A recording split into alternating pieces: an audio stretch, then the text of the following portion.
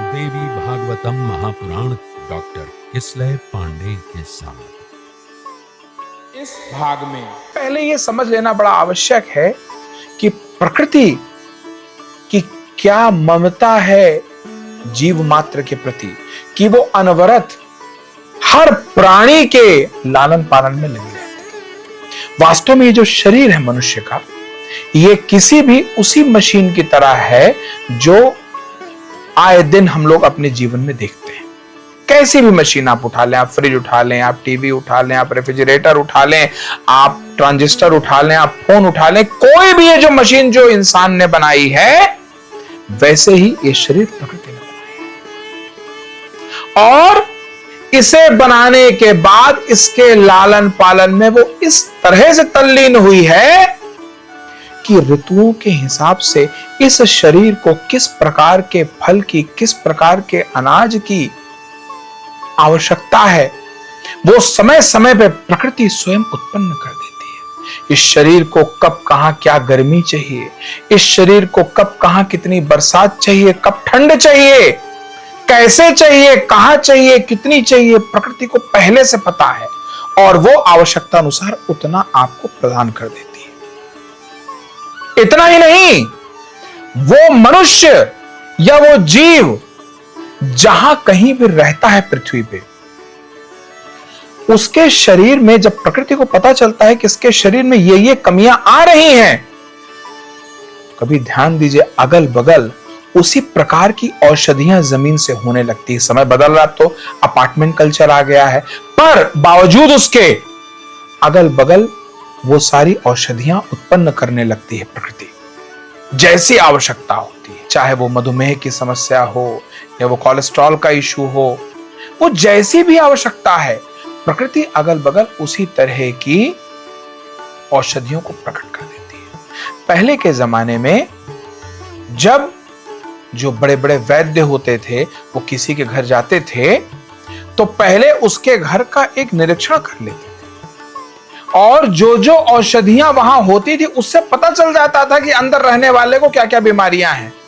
Reverse psychology से वो उसे पता कर लेते थे। अब तो समस्या ये है कि हम लोग उन्हें चिन्हित नहीं कर पाते, पहचान नहीं पाते, तो ये समस्या हो जाती है। वरना इस शरीर में जो कोई भी समस्याएं उत्पन्न हो रही हैं या हो चुकी हैं, होने वाली हैं, उससे संबंधित औषधि पहले ही घर के बाहर हो चुकी है। अब उसे कैसे लेना है, उसका क्या तरीका है, यह हमें नहीं पता। और दुख की बात यह है कि अब तो जो तथाकथित वैद्य हैं उन्हें भी नहीं पता है। इस कारण हम लोग मतिभ्रम हो जाते हैं। अन्यथा प्रकृति ने हमारे लालन पालन में किसी भी प्रकार की कोई भी कमी छोड़ी नहीं है। वरना अगर प्रकृति एक क्षण के लिए चाह ले तो अगली सांस विधाता भी दोबारा नहीं दे सकते, क्योंकि विधाता ही प्रकृति है, प्रकृति ही विधाता है। कोई बड़ा से बड़ा दुनिया का डॉक्टर हो, बड़ा से बड़ा साइंटिस्ट हो, बड़े से बड़ा साइकोलॉजिस्ट हो, कोई भी हो, जब प्रकृति कुछ ठान ले तो वो उसके बीच में नहीं आ सकता। वो एक निरीह बालक के समान उसे किनारे करेगी और जिसके साथ उसे जो व्यवहार करना है वो कर गुजरेगी। ये प्रकृति का निर्णय है। और अगर आप प्रकृति का सम्मान करते हैं, जैसे स्त्रियों का सम्मान करना चाहिए, वैसे पेड़ और पौधों का सम्मान करना चाहिए, बड़ा आवश्यक है।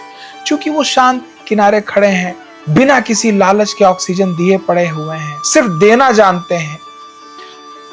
ये भी देखा जाता है, कई तरह की अब शोध आ गए हैं कि अगर आप हरियाली को निरंतर देखते रहते हैं तो आंखों में शक्ति आती है, चश्मे का पावर भी कम हो सकता है, बड़ी सारी चीजें आती हैं शोध में। तो वो आपको ये जो पेड़ हैं, ये जो वनस्पतियां हैं, ये बिना किसी शर्त के आपको दे रहे हैं। पर इंसान ऐसा है कि जैसे जरूरत पड़ती है तो पहले वो पेड़ को ही काट देता है और बाद में बताता है कि पोल्यूशन बड़ा ज्यादा हो गया। सोचना चाहिए था ना पहले वो पेड़ काटते समय कि उसके क्या क्या अंजाम होंगे। तो जैसे आपको मैंने कहा कि स्त्रियों का सम्मान करिए, उतना ही वनस्पतियों का सम्मान करिए। घर से जब निकलते हैं तो अपने अगल बगल जो वनस्पति हैं, जो पेड़ पौधे हैं, उनको प्रणाम करके निकलिए एक बार, क्योंकि हर पेड़ अपने आप में एक देवता है, सिर्फ दे रहा है, उसने कुछ लिया नहीं आपसे। आप ये भूल जाएं आप उसको पानी देंगे नहीं देंगे, उससे जो आवश्यकता पड़ेगी वो कर लेंगे। और ये आपस में एक दूसरे के बड़े सगे होते हैं। मैं आपको एक बात बताता हूं कि जब जंगलों में लोग जाते हैं और किसी पेड़ को काट देते हैं अपने स्वार्थ की पूर्ति के लिए, और पूरा काट के चले आते हैं, और वो पेड़ मरने वाला होता है या कहें कि लगभग मर चुका रहता है, तो जो अगल बगल के पेड़ होते हैं वो अंदर अंदर अपनी जड़ों से उस पेड़ की जड़ तक पहुंचते हैं, और जो कुछ भी वो प्रकृति से ले पा रहे हैं, जल इत्यादि, या जो कुछ भी उनके पास पोषण तत्व रहते हैं, वो तुरंत उस पेड़ को ट्रांसमिट करते हैं, वो उस पेड़ तक पहुंचाते हैं। ये स्तर है उनके जीवन जीने का। आप उन्हें जानते तो जरूर हैं सजीव, मानते नहीं। पहला अनादर पेड़ का ही होता है। कोई भी उल्टी पुल्टी चीज आप वहां फेंक देते हैं, पान की पीक है तो वहां थूक देते हैं, वो कभी क्षम्य होगा? क्या लगता है आपको, प्रकृति उसे नोटिस नहीं करेगी कि उसने आपको एक सहचर दिया, आपको न सिर्फ जीवित रखने के लिए बल्कि स्वस्थ रूप से जीवित रखने के लिए, और आपने क्या किया? तोड़ दिया, काट दिया, थूक दिया, फेंक दिया, सुखा दिया, उसका अपमान किया। उसका भी पूरा न्याय है।